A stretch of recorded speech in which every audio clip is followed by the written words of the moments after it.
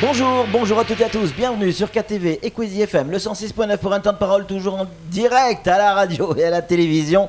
Notre invité ce matin n'est autre que Ibrahim Badrouzamani. Voilà, parfait, on l'a bien dit là. Hein. Pour une fois, oui.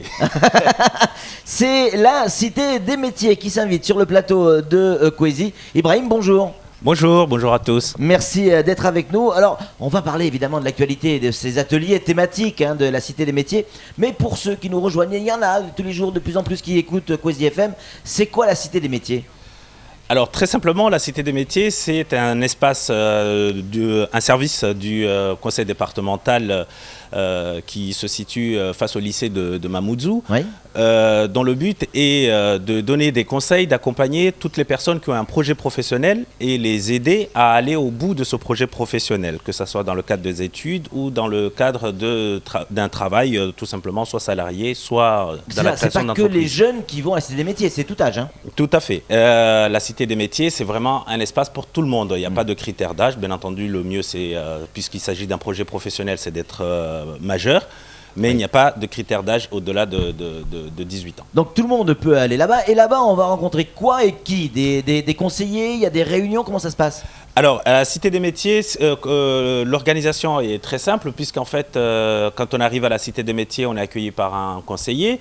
Ce conseiller, soit il va essayer d'évaluer un petit peu votre projet, ou tout simplement, c'est à travers les ateliers thématiques. Ce qu'on appelle les ateliers thématiques, ce sont des réunions collectives organisées chaque semaine, tous les mercredis à la Cité des métiers, sur un thème bien précis.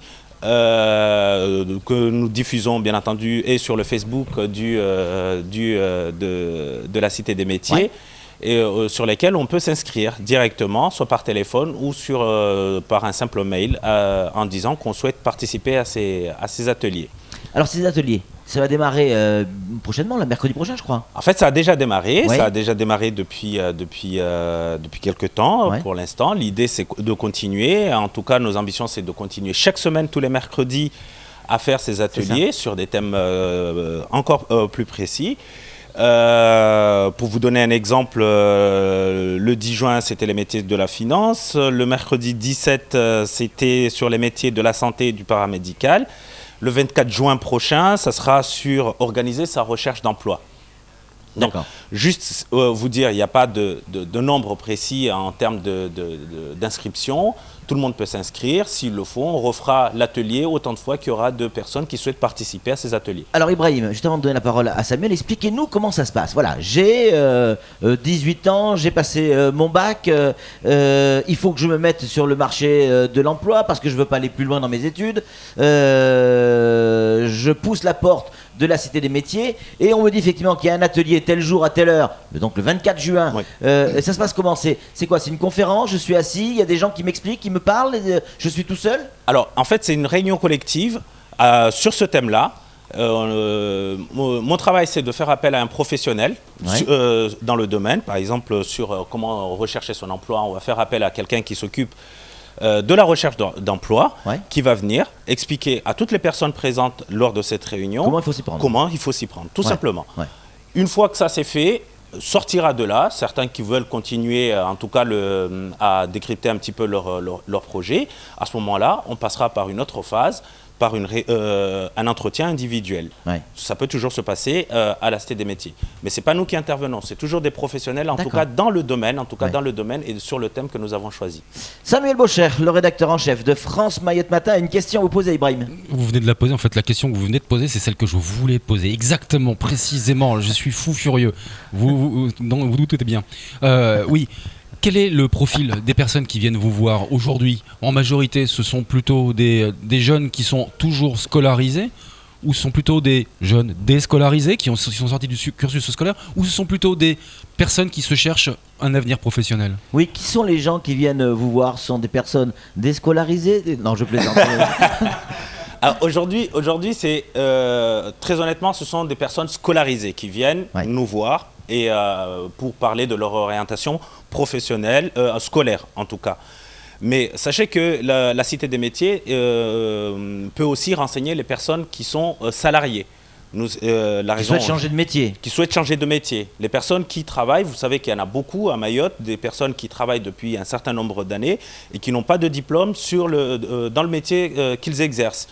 Et là, on va parler de la VAE, par exemple. La VAE, la validation des acquis et de l'expérience, qui peut vous permettre d'obtenir un diplôme à l'issue de ce process et de valoriser votre travail. Donc, aussi bien des salariés, aussi bien des personnes qui sont à la recherche d'emploi, aussi bien des personnes qui souhaitent créer une entreprise, aussi bien des jeunes qui sont scolarisés. Ibrahim, est-ce qu'on a déjà des résultats? La Cité des métiers a été créée il y a 1 an. Un peu plus. On est à 2 ans aujourd'hui. Voilà, 2 ans. Est-ce qu'on a déjà des résultats dans le sens où ça fonctionne? Il y a des gamins qui ont trouvé du boulot, ou il y a des adultes qui ont réussi à trouver un autre métier. Est-ce qu'on a déjà des résultats aujourd'hui? Alors, les résultats, plutôt, vous parlez de nos ambitions. Non, les résultats, c'est-à-dire, ça a fonctionné. Vos stagiaires, les gens qui sont venus assister à des conférences, ont trouvé un emploi derrière ou ont réussi à se recaser? Alors, aujourd'hui, en termes de nombre, je ne peux pas vous dire le nombre exactement, mais effectivement, c'est-à-dire que notre travail, c'est un travail en partenariat avec d'autres structures. Effectivement, nous savons qu'un certain nombre de jeunes, pour ne citer personne, on a accueilli un centre de formation la fois dernière qui était venu avec 16 stagiaires qui souhaitaient partir en formation pour continuer leurs études en métropole. Nous savons que ces 16 élèves, par exemple, ont tous trouvé une école à l'issue de la session d'information qu'ils ont suivie à la Cité des métiers, accompagnés par le conseil départemental et aidés par la DOM pour pouvoir avoir des billets d'avion pour pouvoir continuer leurs études. En tout cas, en termes de nombre aujourd'hui, l'année dernière, la Cité des métiers a accueilli 989 personnes. Ah oui, quand même. 980 dans nos murs. Un petit millier, c'est pas mal, hein? Voilà. L'idée, tout simplement, vous l'imaginez bien, c'est de faire mieux cette année. C'est ça, c'est-à-dire que la Cité des métiers, j'espère que c'est pas la question que va poser Sam, la Cité des métiers, c'est un chaînon. Un des chaînons de toute la chaîne de l'emploi, hein, c'est voilà, ça, de toute la chaîne, exactement. Samuel. Vous ne devez pas poser une question, vous venez de faire une affirmation, donc c'était pas pour moi. En attendant, il y a 4000 grosso modo, 4000 à 5000 diplômés, toutes filières confondues chaque année à Mayotte, pour grosso modo 1200 places. Est-ce que vous avez les moyens de leur donner des réponses pour les orienter partout, dans toutes les filières? Partout aujourd'hui, vous connaissez, on ne va pas revenir dessus, c'est un grand débat sur l'insertion professionnelle à Mayotte est un vrai combat, je pense, chacun à son niveau. Nous, aujourd'hui, en termes de moyens, on continue en tout cas à progresser, puisque ce qu'il faut savoir aussi, c'est qu'on est en train de nous équiper aujourd'hui en salle de visioconférence qui va nous permettre de rentrer directement en contact avec d'autres services qui soient de la métropole et parfois d'ailleurs, puisque le but aujourd'hui, c'est de faire comprendre à chacun à Mayotte qu'on ne peut pas trouver du boulot peut-être tous à Mayotte et qu'il y en a d'autres qui ont soit des ambitions, et l'idée aussi, c'est de faire naître aussi d'autres ambitions dans la tête de certains, qu'on peut aussi aller travailler ailleurs qu'à Mayotte. Ibrahim, justement, aller travailler ailleurs qu'à Mayotte, on se rend compte aussi que parfois c'est compliqué d'aller travailler, mais d'aller poursuivre ses études ailleurs qu'à Mayotte, que ce soit à La Réunion ou en métropole, c'est compliqué pour nos gamins. Qu'est-ce qu'il faut mieux leur proposer? Rester sur Mayotte? D'aller à l'extérieur, mais quand on va à l'extérieur, on a souvent une différence de niveau flagrante. Est-ce que ça, vous l'avez remarqué? Ça a été déjà remarqué. On a un service qui est là pour ça. Je pense que la DASU, la meilleure personne pour parler de ça, c'est le responsable de la DASU, qui est aussi un service du conseil départemental. Mais effectivement, dans un premier temps, aujourd'hui, on est en train de commencer à avoir quelques filières qui s'installent à Mayotte. L'idéal, pour chacun, en tout cas pour nous, si je ne parlais que de moi, l'idéal, ça serait de rester à Mayotte pour continuer à faire des études. Et peut-être à partir du moment où on a déjà un certain bagage. Et pourtant, on a reçu sur ce plateau, il y a un peu plus d'1 an maintenant, une personnalité allemande qui était venue au centre universitaire et qui nous avait expliqué: mais venez, c'est magnifique, venez chez nous, nous avons besoin de personnes comme vous, venez travailler chez nous. Il y a le programme Erasmus qui se met en place avec l'Europe. Est-ce que c'est des outils que vous utilisez? Le programme Erasmus, c'est un programme aujourd'hui qui est en train d'être utilisé par la Cité des Métiers. Nous allons programmer d'ailleurs très prochainement, et nous vous communiquerons la date rapidement avec un de nos partenaires, un atelier sur ce thème-là, bien précis. Et à ce moment-là, nous aurons besoin de vous, bien entendu, justement de ça. On sera présent.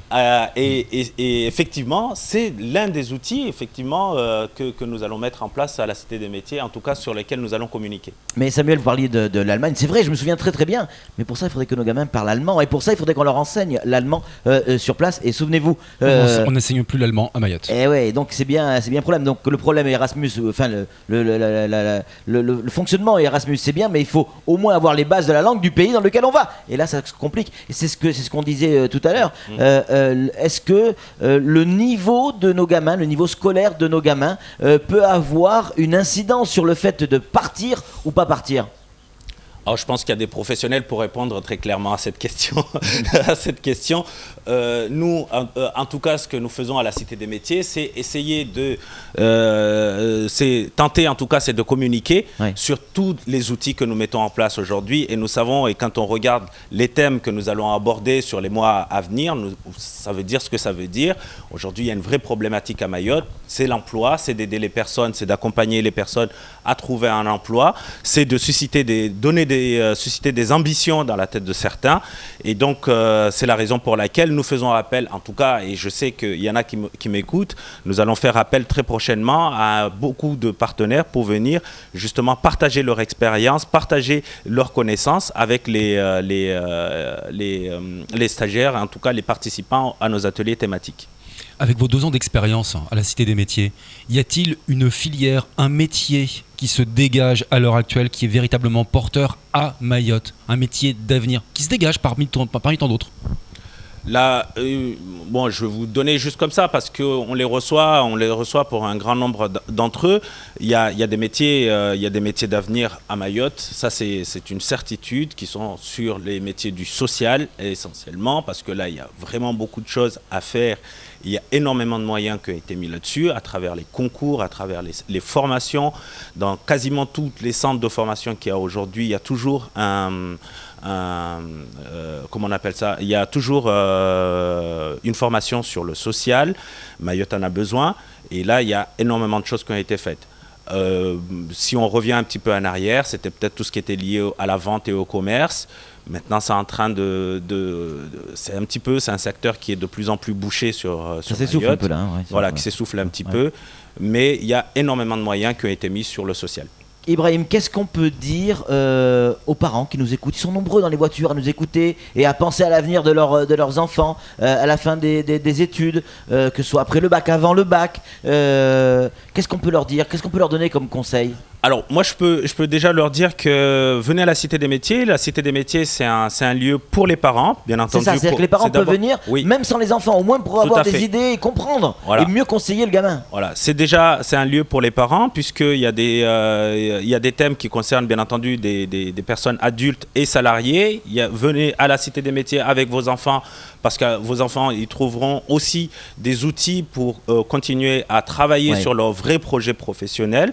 Vous pouvez venir en famille pour commencer à savoir, à essayer en tout cas d'avoir des outils. Venez travailler à la Cité des Métiers, parce qu'à la Cité des Métiers, c'est pas qu'un lieu de conseil, c'est aussi un lieu de travail. Comment ça ? On a une salle de documentation, la salle de documentation avec un documentaliste qui est là pour vous guider, pour vous donner des manuels, en tout cas pour vous aider à travailler sur votre projet professionnel.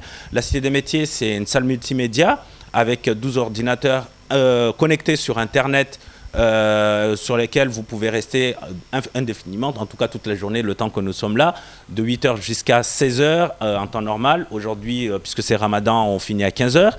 Venez à la Cité des Métiers pour travailler sur vos projets. On vous aidera aussi à travailler sur vos CV. On vous aidera à travailler quasiment vous aider à valoriser tout ce que vous avez en termes de connaissances et essayer de trouver la meilleure chose à faire pour vous. Et tout ça, Ibrahim, c'est gratuit. C'est gratuit, on ne demande pas le moindre euro. Donc le conseil est gratuit, il existe, il est là. Profitez-en, allez à la Cité des métiers, allez vous renseigner. Et ce, quel que soit votre âge, vous cherchez un emploi ou pas, vous vous intéressez à l'avenir de vos enfants, Dieu sait que c'est important. Poussez la porte de la Cité des métiers, allez rencontrer quelqu'un. Ils vont même vous aider dans le conseil, Samuel, qu'on peut donner à nos propres gamins. Exactement, puis surtout, dites-vous bien, je parle aux auditeurs et aux téléspectateurs, ça n'est pas une foire périodique, c'est toute l'année. Toute l'année, vous êtes là pour écouter, diriger, orienter, aider. Tous les jours de la semaine, vous êtes disponible pour tout le monde. Merci Ibrahim, merci beaucoup d'être venu sur ce plateau. C'est la fin de ce temps de parole. Tout de suite, la suite de nos programmes.